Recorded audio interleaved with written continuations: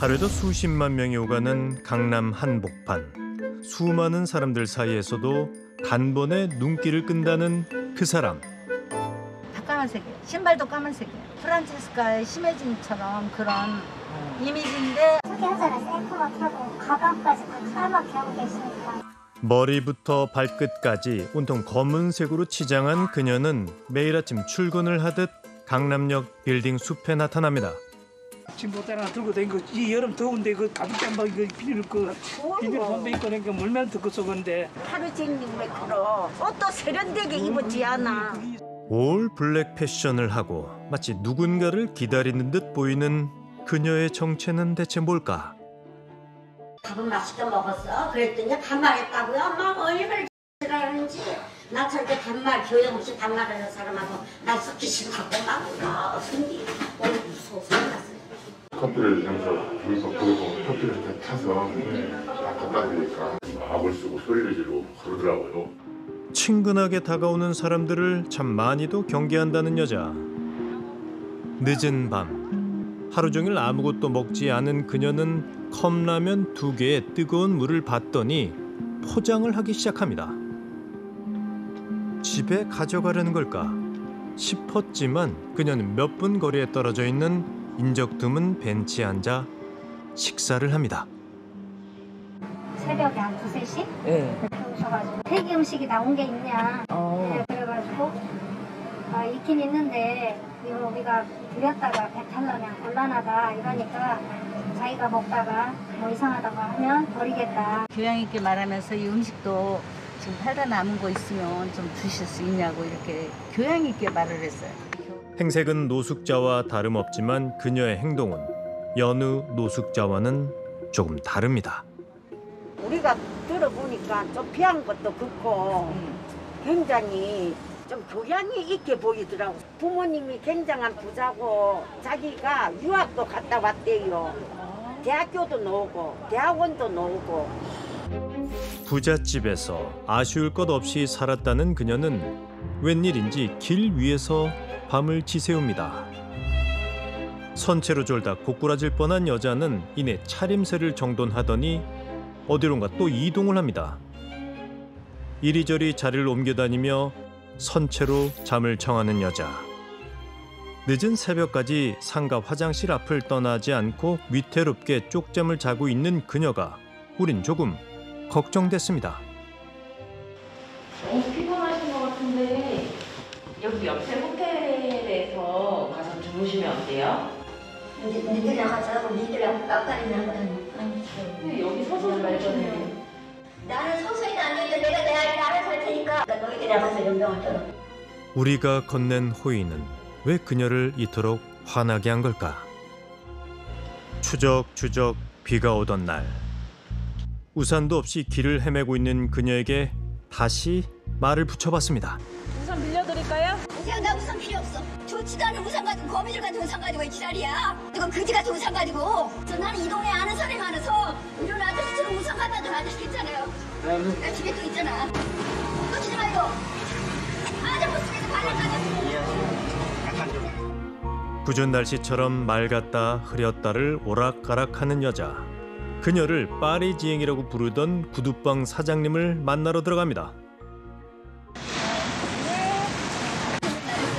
손님 없었어요. 뭔 일로 오셔서 믿겨 사모님. 자신을 사모님이라고 부르며 반겨주는 구두방 사장님에게 여잔 웃음을 보입니다. 점심을 먹었어요. 밥은 잘 안 먹어요. 여기서 많이 살아서 밥을 잘 안 먹어요. 손님들하고 같이 식사할 때는 같이 먹기도. 드신 물 줄까? 커피 줄까? 커피? 커피 몰래요? 녹차 있어요. 아 녹차 있지? 녹차 있어? 있지요. 녹차 한 잔 주소. 우리 집에 없는 게 없어요. 두고 따뜻한 녹차 한 잔을 받아든 여자는 연신 고마움을 표하며 자리를 뜹니다. 뜨거운 물 생각나면 언제든지 와요. 못 먹어가지고 힘없이 댕기는 사람 그런 사람 있죠. 또 이렇게 초라하게 보이니까 너무 안 됐더라고. 남인데 잘 얘기를 안 하려고 그러더라고. 부끄러운 것도 있고 좀 창피한 것도 있고 그런 건 좀 아는 것 같더라고. 길 위에서 밤을 지새우면서도 늘 도도하고 먼저 청하지 않은 도움은 절대로 받는 법이 없는 여자.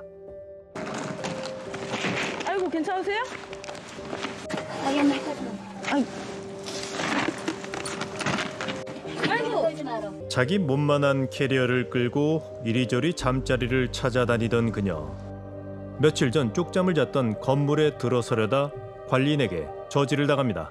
빨리 가시라고. 가시고 먹었는데 저기 아저씨들도 다 형사처벌이에요. 저기 여자 화장실에 들어와가지고 이러고저러고 하는 사람들 저기 노란자 형제로 걸리는 거 아시고? 관리인과 시비가 붙은 여잔 잔뜩 화가 났습니다.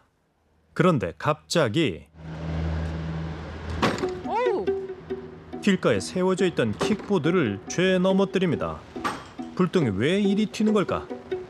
어디 서 있지를 못하고 내가 건물마다 하면서 딱 들어가고 청소하시고 수리시고 다 쫙 주인 없다고 주인 행세는 못해.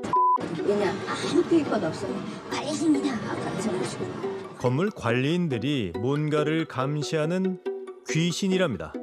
늦은 새벽 이 건물 저 건물을 기웃대던 여자에게 순찰을 돌던 경찰이 다가섭니다. 난 여기 역사 속에 소집대관이에요.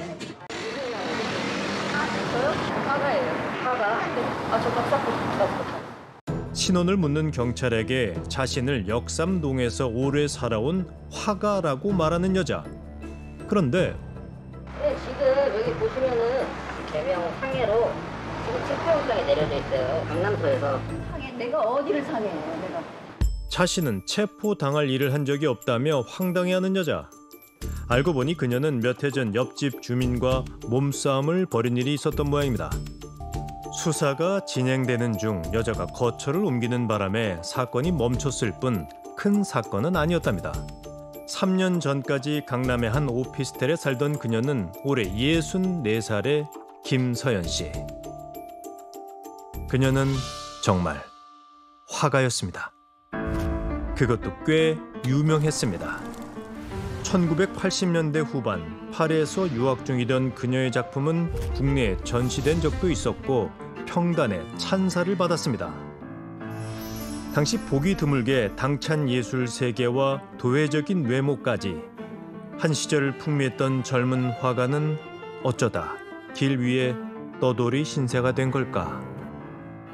한 40년 됐어요. 국립미술학교는 또 시험을 봐야 되니까 들어가기가 상당히 힘들어요. 국립미술학교 학생이면은 선망의 대상이었죠.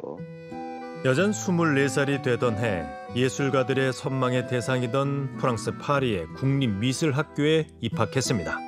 그림에 대한 열정이 많아 보였고 그냥 이렇게 볼 때 모습도 그 예술적이고. 여잔 그곳에서 10수년을 머물며 여러 작품 활동을 한 것으로 확인됩니다. 파리 도서관에 지금까지도 보관돼 있는 여자의 흔적. a découvert en quoi consistait l'installation. Ce qui m'étonne surtout, c'est qu'une jeune coréenne, à l'époque, elle était étudiante, c'est ça? Ou elle était jeune artiste? Moi, ce qui m'étonne surtout, c'est qu'elle ait pu faire l'objet d'une commande.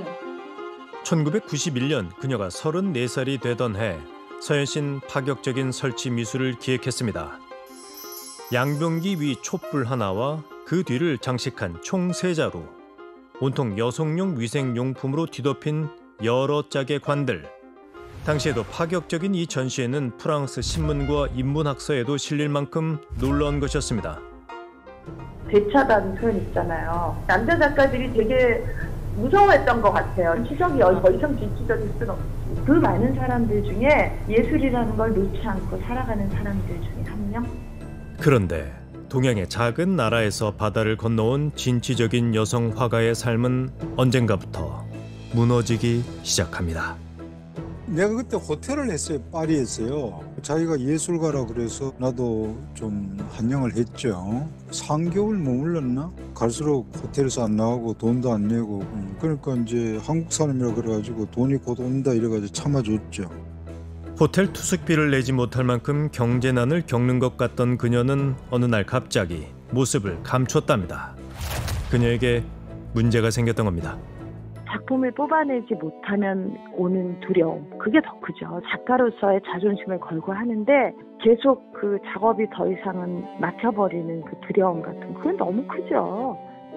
세월이 지나 한국으로 돌아왔고 무슨 이유에선가 거리를 배회하기 시작합니다.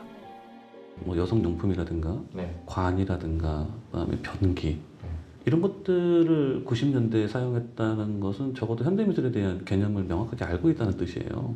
많이 전위적이라고 볼 수가 있는 거죠. 그리고 이제 만약에 그런 식의 미적 태도가 오늘날까지 지속적으로 이어져 올 수 있었다면 미술계에서 중요한 역할을 하셨을 것 같아요. 예상치 못한 이유로 찬란했던 행적에 마침표를 찍어야 했던 여잔 타인에 대한 적대심이 매우 컸습니다. 니는 어디서 지령받고 지령받고 나한테 가서 얘기하라고. 그가 동네 가만히 이렇게 있는 것 같지만 나한테 전부 다 들어. 너희가 귀신 떠내는데 이까지가 피해적 상황은 아는 것도 아니야. 다들 감수하고 있어. 나 함부로 건들지 마라고 이제 좀 이렇게 일부러 좀 이렇게 이런 반응들을 거칠게 보이시지만 사실 마음속에서는 지금 매우 심한 불안과 두려움에 휩싸여 있다고 봐야죠. 화려했던 그 시절에 가족과 친구 그리고 자기 자신을 찾아 헤매던 여자. 그녀가 사라졌습니다. 왜 안 나타나지? 이렇게 간절히 기다리는데 일주일 훨씬 넘은 것 같은데 안 오니까 안 좋은 일 생긴 거 아닐까요? 사람이 갑자기 보여서 안 보이니까요. 뭐 납치됐나 어떤 놈이 납치해 갔나 생각도 별의별 생각 다 드는 거예요. 수재가 그래 됐으로 안타까워. 정말로. 여잔 또 어디로 자신을 찾아 나섰을까요? 시대와 어울리지 않을 만큼 파격적이고 반짝이던 삶이 참 그리울 겁니다. 그래서 오늘도 화려하던 인생을 공격한 보이지 않는 누군가와 냉전을 벌이고 있을 여자. 그녀의 밤이 너무 길지 않았으면, 부디 그랬으면 좋겠습니다. 그때 방송에 나왔을 때와 똑같았습니다. 혹시 기억 안 나세요? 내가 지금 어떻게 알아? 이까지 뭐 와서 어떻게 알아? 거기 꺼져! 저기 대학 같은 데 그런 데서 저기 예술 분야하고 전혀 거리가 멀고